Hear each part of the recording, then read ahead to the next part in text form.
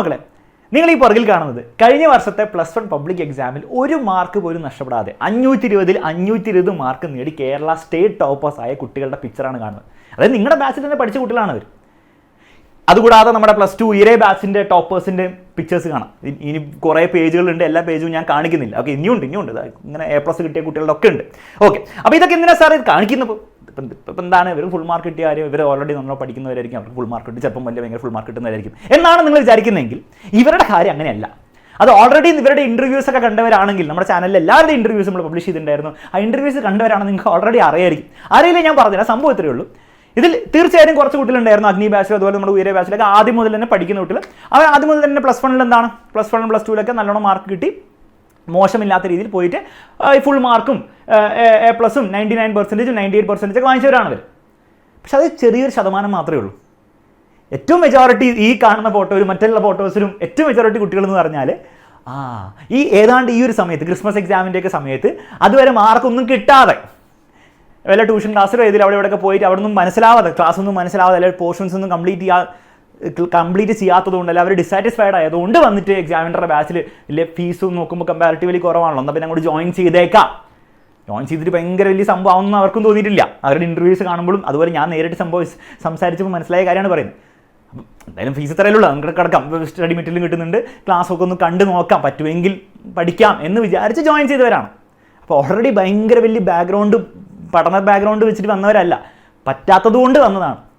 പക്ഷേ ജോയിൻ ചെയ്ത് ക്ലാസ്സൊക്കെ മെല്ലെ കണ്ട് ഇഷ്ടപ്പെട്ടു തുടങ്ങി. ഓക്കെ, മനസ്സിലാവുന്നുണ്ട് എന്ന് അങ്ങനെ ചെയ്തു തുടങ്ങി അവരെന്ത് ചെയ്തു, ഒരു തീരുമാനം എടുത്തു, ഇനി നമ്മൾ വിട്ടുകൊടുക്കുന്നില്ല. സംഭവം എക്സാമിനറിൻ്റെ ബാച്ച് സാധനങ്ങളുണ്ട്, അടിപൊളിയാണ്, എനിക്ക് മനസ്സിലാവുന്നുണ്ട്, ഇനി വേറെ എക്സ്ക്യൂസ് ഒന്നും ഇല്ല എന്ന് ഇൻറ്റേർണലി അവരിങ്ങനെ എല്ലാവരോടും പറഞ്ഞു നടക്കുന്നില്ല, അതും ഉള്ളാലെ മനസ്സിലാക്കി പഠിച്ച കുട്ടികളാണ് ഇവർ. ഈ സെയിം സിറ്റുവേഷനിലല്ലേ ഓൾമോസ്റ്റ് നിങ്ങളുള്ളത്. ക്രിസ്മസ് എക്സാമിൻ്റെ സമയമൊക്കെ ആയി വരുന്നു. ഏതാണ്ട് ഈ സമയത്താണ് അവർക്കും ടെൻഷനൊക്കെ ആയത്. അവർ ബാച്ചിലൊക്കെ അഡ്മിഷൻ എടുത്ത് തുടങ്ങി. നമ്മൾ കഴിഞ്ഞ വർഷത്തെ റിവിഷൻ ബാച്ചൊക്കെ ആ സമയത്തായിരുന്നു നമ്മൾ സ്റ്റാർട്ട് ചെയ്തത്. ഈ വർഷം നമ്മൾ സ്റ്റാർട്ട് ചെയ്യുന്ന സമയത്ത് തന്നെ December 23 നമ്മൾ ഫസ്റ്റ് ബാച്ചിൽ ലോഞ്ച് ചെയ്തിട്ടുണ്ടായിരുന്നു കഴിഞ്ഞ വർഷം. ആ ബാച്ചിലേക്ക് അഡ്മിഷൻ എടുത്ത കുട്ടികളാണ് അവർ. അതേ സിറ്റുവേഷനിൽ തന്നെയാണ് ഏതാണ്ട് നിങ്ങളുള്ളത്. ആ സിറ്റുവേഷനിൽ തന്നെയായിരുന്നു അവരും ഉള്ളത്. എന്താണ് സിറ്റുവേഷൻ? എന്താവുന്ന ഒരു ഐഡിയ ഇല്ല, പഠിച്ചിട്ടൊന്നുമില്ല. പക്ഷെ ആകെയുള്ള ഡിഫറൻസ് എന്താണെന്ന് വെച്ചാൽ അവരൊരു തീരുമാനം എടുത്തു. അവരുടെ ലൈഫ് ചേഞ്ച് ചെയ്യാനുള്ള തീരുമാനം എടുത്തു. അവരുടെ ലൈഫ് ചേഞ്ചായി. നിങ്ങൾക്കും അത് മുന്നിൽ കിടപ്പുണ്ട്. അത് എന്തിൻ്റെ രൂപത്തിലാണ്? ഒബ്വിയസ്ലി നമ്മുടെ യൂട്യൂബിൽ ഫ്രീ ക്ലാസ്സസ് ഉണ്ട്. എല്ലാ ദിവസവും നിങ്ങൾക്ക് 1 ഷോട്ട് ക്ലാസ്സസ് ഉണ്ട്. അത് മാത്രം ഫോളോ ചെയ്താൽ മതിയോ? തീർച്ചയായും മതി. പക്ഷേ അതിൽ ഒരു സ്ട്രക്ചറിൻ്റെ പ്രശ്നമുണ്ട്. നിങ്ങളത് കൃത്യമായിട്ട് ഫോളോ നിങ്ങൾ ചെയ്യണം. അപ്പോൾ അത് നിങ്ങൾ ഓൾറെഡി അങ്ങനത്തെ ഒരു ഇൻഡിവിജ്വൽ ആണ്. നിങ്ങൾക്ക് ആരുടെയും സഹായമൊന്നും വേണ്ട, എക്സാമിൻ്റെ ടൈം ടേബിളും പരിപാടി ഒന്നും വേണ്ട. നിങ്ങളത് പഠിച്ചോളൂ, യൂട്യൂബിൽ നിന്ന് പഠിച്ചോളൂ, അങ്ങനെ ചെയ്യാം. പക്ഷെ അതല്ല, നിങ്ങൾക്ക് ഒരു കൃത്യമായിട്ടുള്ള പ്ലാൻ തന്നു കഴിഞ്ഞാൽ, ഫസ്റ്റ് മുതൽ നിങ്ങൾ പഠിപ്പിക്കാനുള്ള പ്ലാൻ തന്നു കഴിഞ്ഞാൽ നിങ്ങൾ പഠിക്കുന്നതാണെങ്കിൽ നിങ്ങൾക്ക് നിങ്ങളുടെ മുന്നിൽ എന്തുണ്ട്? നമ്മുടെ യോധ ക്രാഷ് ബാച്ച് ഉണ്ട്. ബാച്ചിലേക്ക് ജോയിൻ ചെയ്യാൻ വേണ്ടി നിർബന്ധിക്കുന്നില്ല.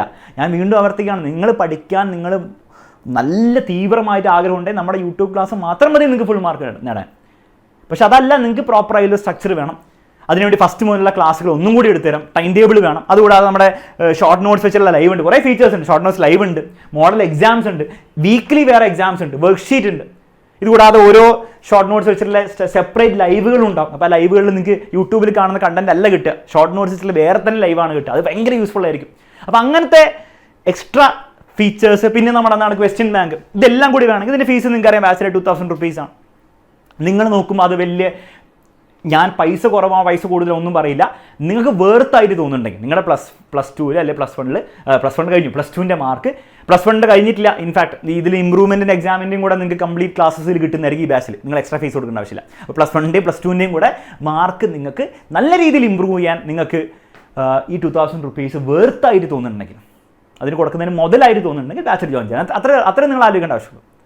ഓക്കെ, അതിൽ ഫുൾ മാർക്ക് എന്ന് മാത്രമല്ല, ഫുൾ മാർക്ക് കിട്ടുന്ന കുട്ടികൾ മാത്രമേ സക്സസ്ഫുൾ ആയിരുന്നുള്ളൂ. അല്ല, നിങ്ങൾക്ക് ഇപ്പോൾ ഒരു 65% ഒക്കെ ആണെന്ന് കിട്ടുന്നെങ്കിൽ അത് നിങ്ങൾക്ക് 85% അല്ലെങ്കിൽ 90% എത്തിക്കാൻ പറ്റുമെങ്കിൽ അത് നിങ്ങൾ ഓൾറെഡി വലിയ സക്സസ് അല്ലേ?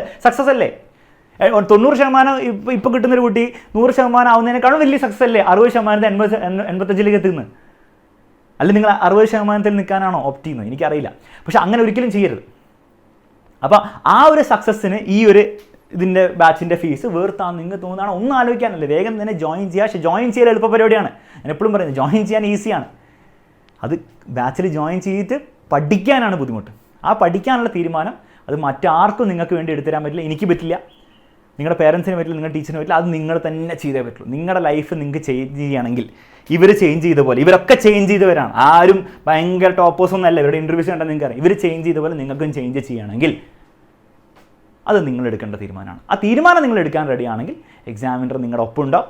നമ്മുടെ യോധ ബാച്ച് നമ്മൾ 23 ഡിസംബർ സ്റ്റാർട്ട് ചെയ്യും. അതിൽ ജോയിൻ ചെയ്യുക.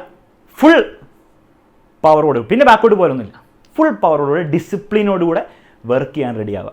അത് നിങ്ങൾ ചെയ്യാൻ റെഡിയാണെങ്കിൽ ഒരു കമൻറ്റ് ബോക്സിൽ ഒരു കമൻറ്റ് കിട്ടോ, ബാച്ചിൽ ജോയിൻ ചെയ്യണം, താഴെ നമ്പറും ഡീറ്റെയിൽസും കൊടുത്തോ. ഓക്കെ, നമുക്കിനി ബാച്ചിൽ കാണാം.